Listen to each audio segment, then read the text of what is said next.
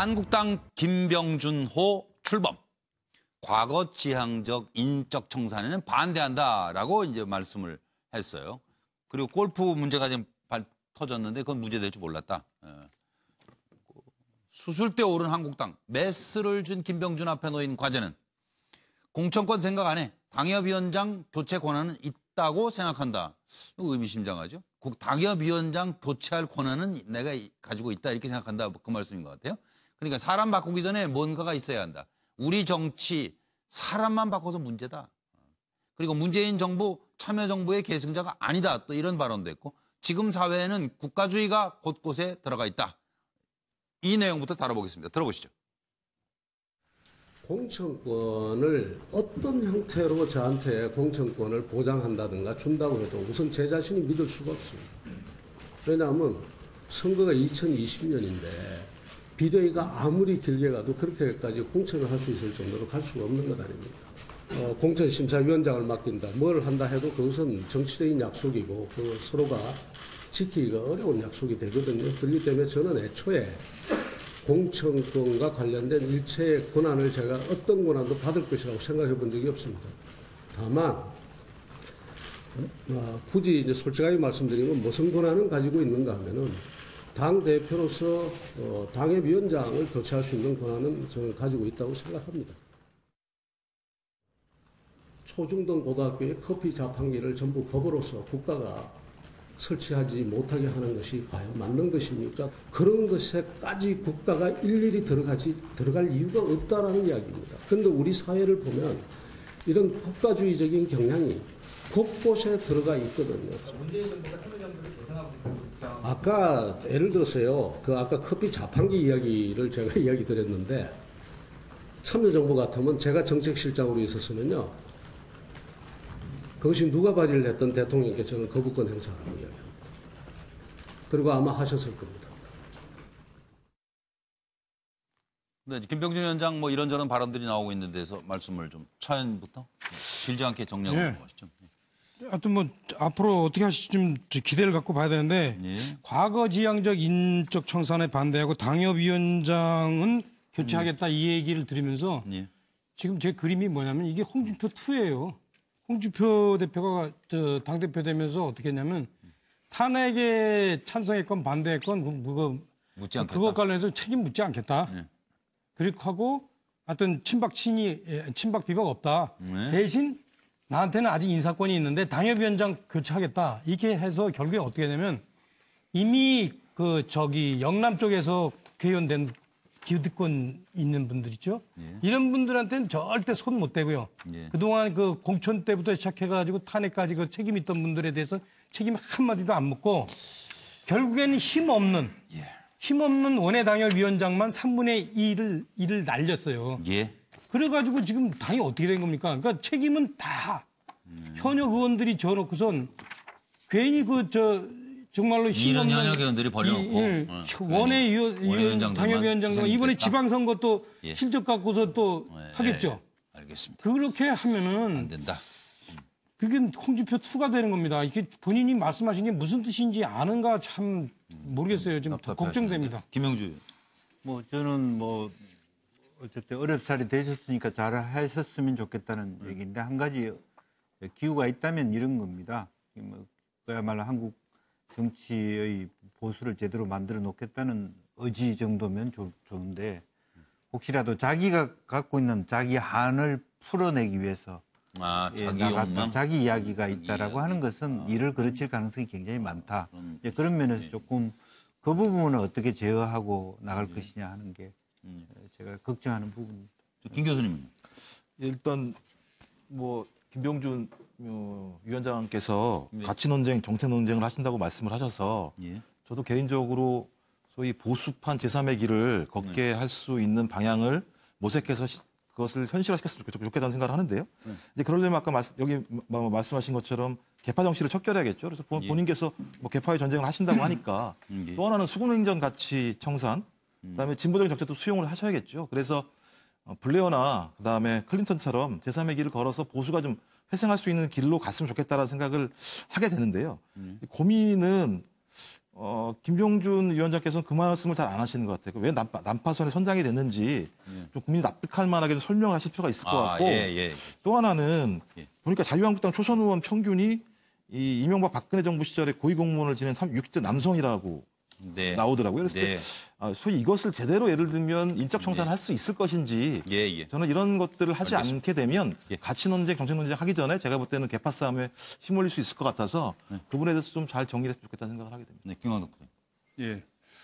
저는 김병준 위원장의 지금까지 한 얘기로는 좀 어떻게 되는지 좀 지켜봐야 될 것 같은데 제가 생각하는 올바른 당의 개혁은 비록 내각제로 좀 정확히 비유하기는 그렇습니다만은 영국의 블레어식 개혁이 맞다고 보는데요. 그게 뭐냐 하면 영국의 블레어는 스스로 새로운 기존의 노동당 총재가 건강으로 일종의 사망했을 때 본인의 힘으로 새로운 리더십을 됐거든요. 그러면서 새로운 노선, 당시에 노동당이 보수당 장기 집권을 막기 위해서 노동당이 새로운 우클릭하는 새로운 정책을 제3의 길을 이제 폈는데 바로 그런 것처럼 지금 노선 정립을 새로 하겠다 그러니까 그러면서도 새 인물이 결국엔 나와야 됩니다. 새로운 리더십이.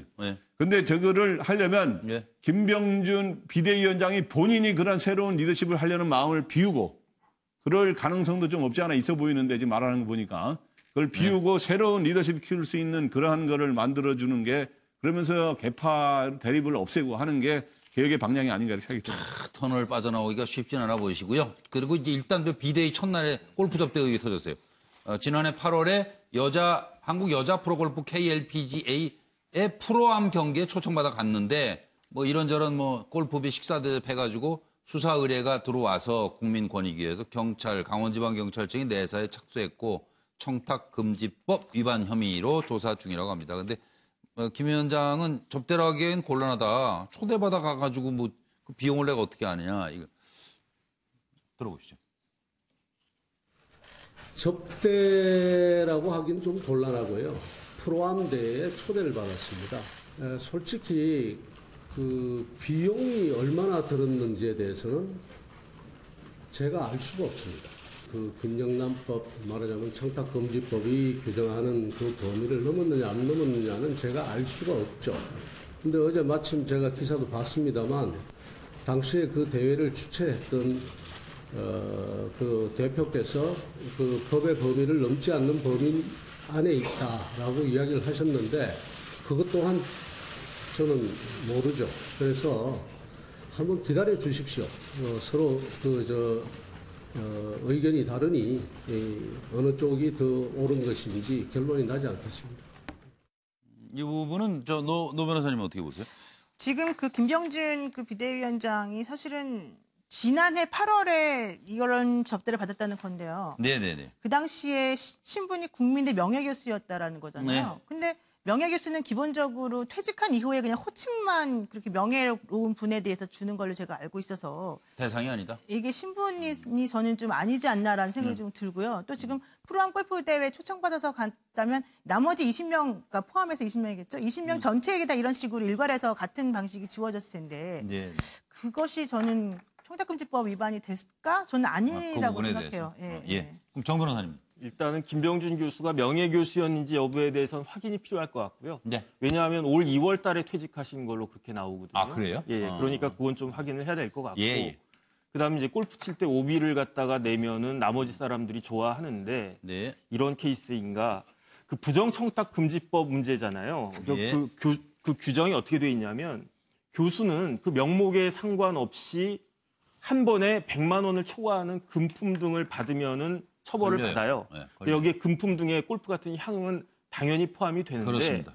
그런데 예외 조항이 있어요. 어떤 예외 조항이 있냐면 공식적인 행사에서 주최자가 참석자에게 통상적인 범위에서 일괄적으로 제공하는 금품 등은 그 해당이 안 되거든요. 계산에 해당이 안 된다. 근데 제가 봤을 때 이런 경우에는 이제 공식적인 프로암 대회이고 또 그 회사에서 일괄적으로 하는 거니까 이 규정에 따라 가지고 면책이 될 가능성은 상당히 있어 보이는데 이건 뭐 수사 결과 봐야 될 것 같습니다. 그리고 오사카 총영사 추천 변호사 도모 변호사가 왜 사건의 중심이 됐는지 이걸 하나 잠깐만 짚어주세요. 지금 이게 계속 수사가 진행 중인데 오사카 총영사 추천 황당하다.